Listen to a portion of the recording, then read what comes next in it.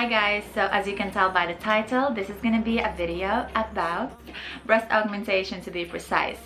The reason I decided to do this video is because I think that you can never have enough information when you're going for a major surgery like this. It's a lifelong decision, and I think it just helps hearing other people's experiences so you know what to expect and how to prepare better.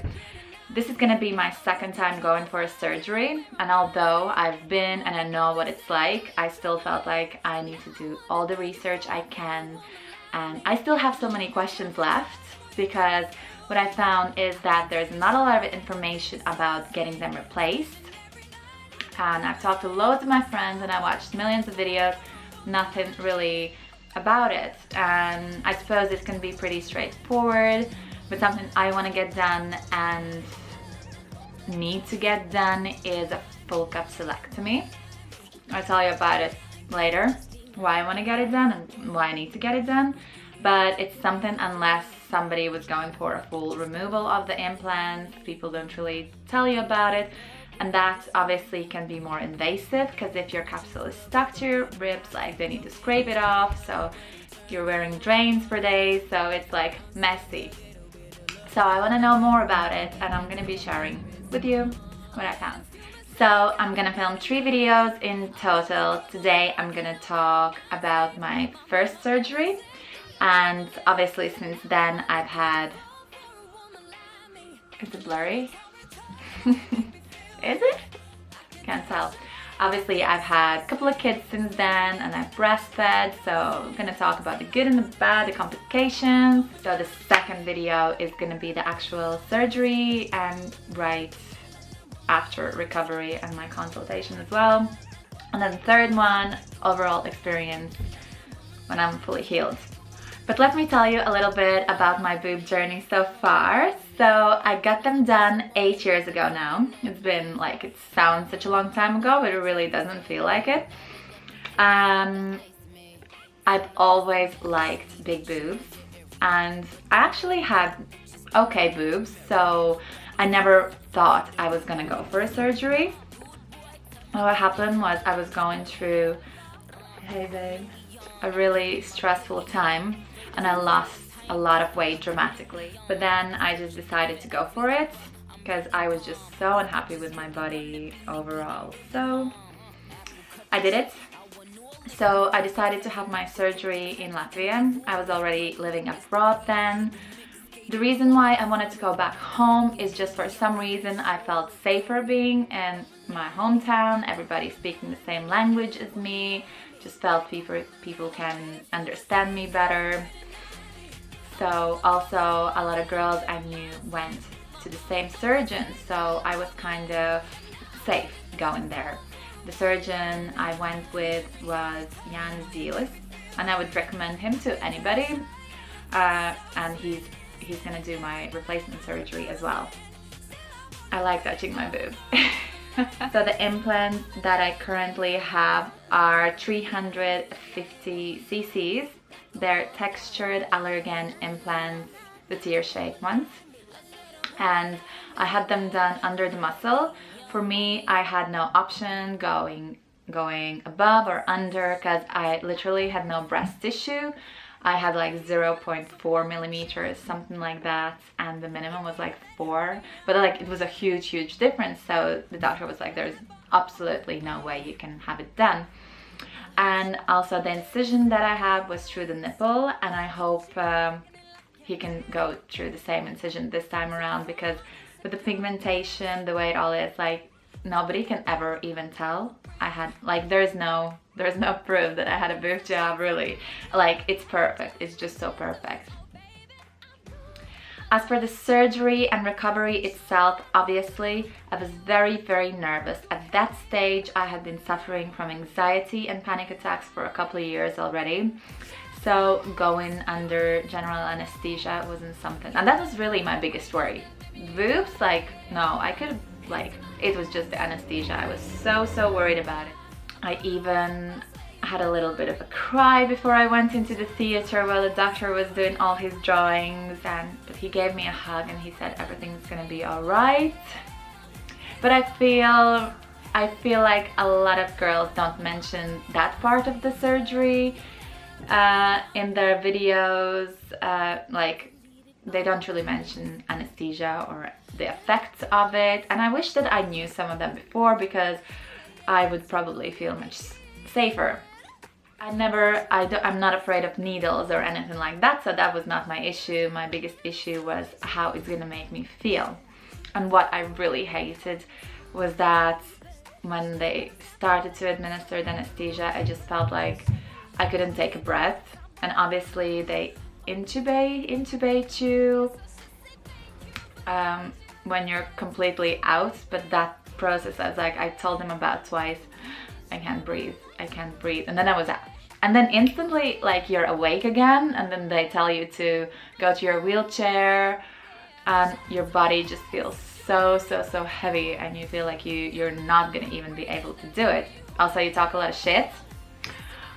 I did went to Latvia to have Latvian people talking to me around me in my surgery, but I ended up speaking to everybody in English for some reason. You know, talking about my dogs, about my life. Yeah. And also, what I wish I knew before, because it really freaked me out, is that you're so cold after you wake up from the surgery. Like, you shake uncontrollably, and it freaked me out because I thought I was going into shock or something. And then they give you IV fluids, and then you feel better, and some heater under the blanket. That's that. Pain-wise, I don't really remember being in a lot of pain. As I said before, my biggest worry was really going under. After that, I was like, everything's gonna be okay. So, didn't really have any pain. Didn't have the common feeling that people describe of a huge elephant sitting on your chest. Didn't feel that. The only time I really recall some major pain was when I was home already.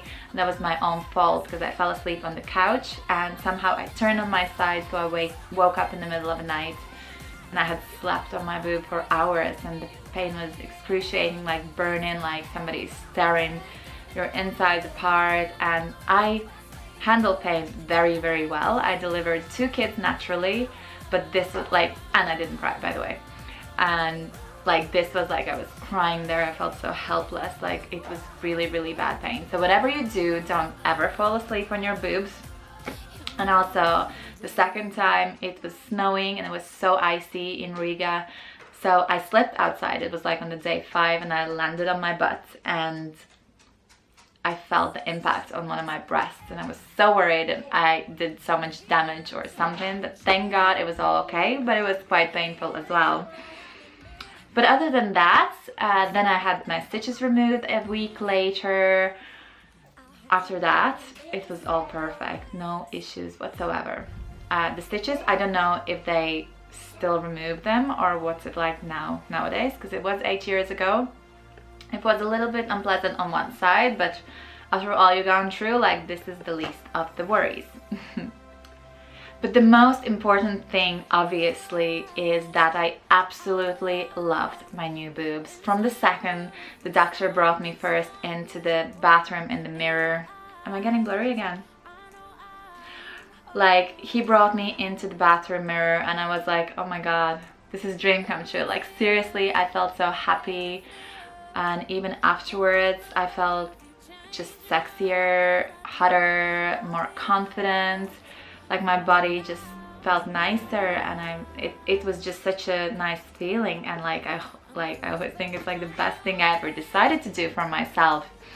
At the beginning, I was 32 double D or E sometimes, but they do shrink with time.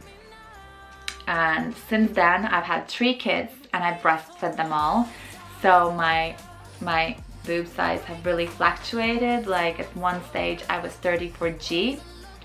That was when I was breastfeeding, so it's been like up and down, crazy. Is my nipples out? Currently I'm a 34C. A lot of people are always curious about the breastfeeding, and was it okay, and did it work out well? I never had any issues with it, and maybe it's because of the placement. As I said, it was under the muscle, so the only problem really that I had was that I had so much milk. Like all the times I've got mastitis. On my last baby I had mastitis 4 times in a row, so I was on a long-term antibiotics. And that's like so crazy because originally I didn't really have any breast issues, so where is this milk coming from? But in my experience, other than that, there was no issues with that 3 babies later. So the reason for me, behind me getting a second surgery is like I still love my boobs and I wouldn't do another surgery, but obviously having 3 kids, like it really changes them. And I think it's a constant size change from going like I was super large and then back to small. Like a G and a C is a huge difference, so you're naturally left with a lot of skin. So I want to get bigger implants to fill them out. Other than that, like the gravity hasn't hit them yet or anything, so it's just really the skin. Also, it seems that my implants have slipped laterally. Like they're supposed to stand like this, right? Especially if you're like a teardrop implant, but they have gone more like this, I think, because I have quite a big gap there. But it's like a really common complication with the tear shape implant. But my biggest reason for having them done right now is because right before Christmas, one of my breasts, like my right breast, suddenly increased in size. Like it was twice the size than the other breast, and even before I went to the hospital I could feel there's so much liquid in my breast. It was just like a water balloon, so bizarre. I was so worried. And obviously on the scans and all that they found the liquid. They didn't tell me anything more, but I also did research on it and I found out that the implants that I have, which are the textured implants, have been taken off the market now completely due to the risk of contracting a rare type of cancer, which is ACLC, lymphoma, and that develops in your scar tissue surrounding your implant, because for some reason your body cannot accept the textured implant. So this is also the reason what I mentioned before, that I want to get the full capsulectomy, because that's where the cancer can develop, and like it's full of bad cells and stuff anyhow, so damaged everything. So I don't really want to keep it in my body. Like the cutest kitten ever. Meow. But obviously I'm gonna talk with my surgeon about it and see what he suggests and what is the best thing. I really think that, hey, he's the cutest cat ever. Ouch. I really hope I get through with this, because I can be such a pussy at times. I have ran off an operating table, actually been on the table about to get my anesthesia. I've ran off twice. Not at the any plastic type of surgery, something that I really needed to get done, but I was like, no, I'm out of here. So I really hope that I will have the courage. Also this time around it's gonna be by myself. Last time I had my girlfriend there with me. She brought me sushis. She stayed with me overnight in the hospital when the doctor left. The nurse was so kind and she said, look, I'm gonna get you another bed so she can sleep there. My ex-boyfriend came to see me and hold my hand. It was so lovely. Now it's gonna be me on my own and my phone. So next time I will be chatting to you. I will be in my hometown and I will show you around the city. I'm from Riga itself. That's the capital city, and it's so beautiful, and you definitely should visit and you definitely should see. So see you later.